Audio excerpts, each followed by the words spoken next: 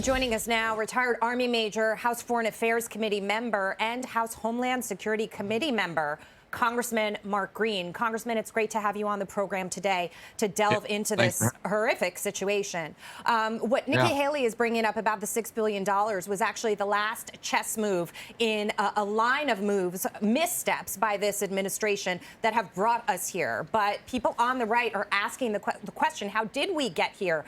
And all signs point back to President Biden, lifting sanctions on Iran, not enforcing policy, wanting to get back into that nuclear deal, the botched withdrawal from Afghanistan that unleashed the Taliban in the region, letting Russia invade Ukraine without trying any diplomatic solution, giving the world the message that you can essentially do whatever it is that you want to do. Yes, we're backing them with money, but at some point we may run out of money. That's not sustainable. And so here we are, this moment in time in history where Hamas has taken advantage of the chaos that the president has caused.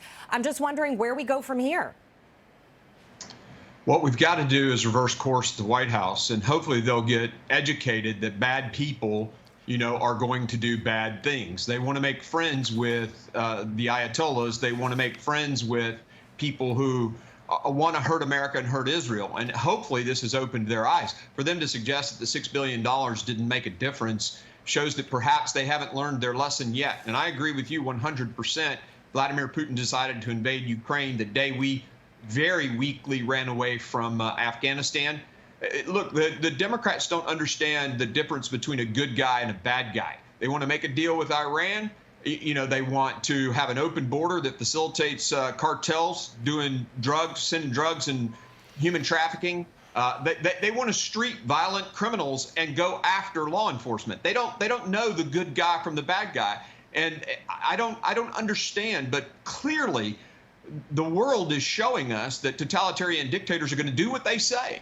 And clearly Iran wants to destroy Israel, wipe them off the map. Those are their words. Hopefully this is a wake-up call for the left. Congressman, can Congress slap new sanctions on Iran? Is there enough impetus there across the aisle and with the president to finally get serious about the economic engine of all of this? Well, sanctions actually would require anything that the Congress does would require the president's signature, right? So if we pass either a law or anything like that, or a budgetary, we can cut the budget, but the president obviously is going to have to sign that to make it law. So this all kind of goes back to this administration and their unwillingness to hold the Iranians accountable. We've been at war with Iran since 1979. And their theocracy, you can even read their constitution. It's very clear, world dominance for Islam.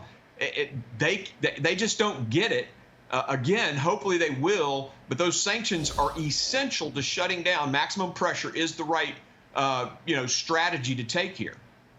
Congressman, last week we had Representative Bob Good on this program to discuss the House Speaker vacancy and whether the historic ousting of Kevin McCarthy made the U.S. weaker on the world stage.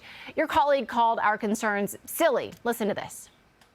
Those are all silly questions. Nobody in China is wondering whether or not who the next speaker is going to be. The only thing that is suspended is activity on the floor. We're going to take our time to try to get this right, or most right. Now, Kevin McCarthy just today did not rule out running for Speaker again following the crisis in Israel. Congressman, wondering what your response is to all of this. Have you decided who you would support to be the Speaker of the House? I've endorsed Jim Jordan. We've got two candidates in the race right now to choose from, and I chose, Jim as soon as he called me and said he was running. He's been a mentor of mine. He's a very conservative guy, and he is a national voice. People know him all over the country. He'll be able to take the Republican vision for America to America, and that's what we need in a leader, and I think Jim is the guy to do that. Congressman, thank you very much for your time and your perspective today. We're grateful.